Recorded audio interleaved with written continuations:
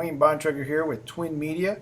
I wanted to put a blog together for all future Cuba travelers. I know when I started to organize my family trip there about a month ago, there was just a lot of different opinions, different stories on how to go about doing some things in Cuba.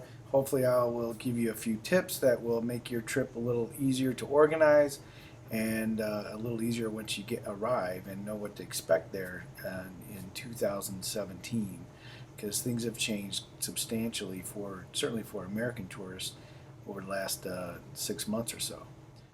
So we did a lot of research online to try and figure out how to get a visa to get over there. Well, we flew direct from Atlanta with Delta. They just started flying there a few weeks ago in December. It was extremely simplified.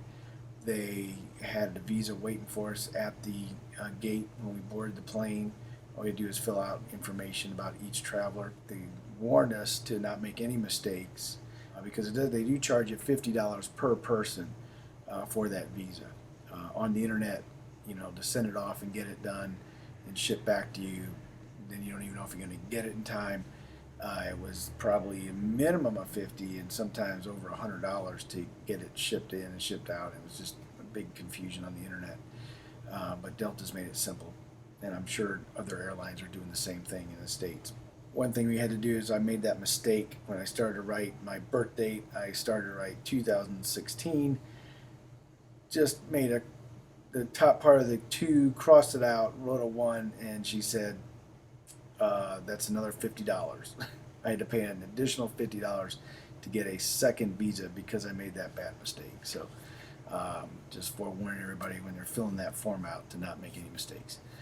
If you are flying out of Delta, one thing to know is that there is a ticket desk just for Cuba travelers. My family and I waited an hour in the other line with, probably several hundred other people to find out that we were in the wrong line, that they had their own specific line to check in the international side of the Hartsfield airport. So I imagine that might be the case for other airports as well.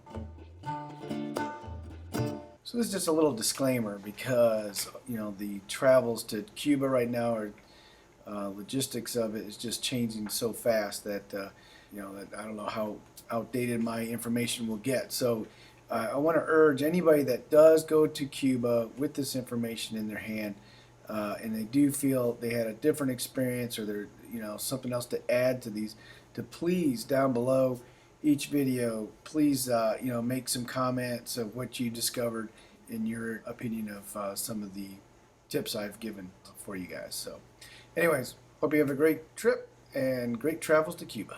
See ya.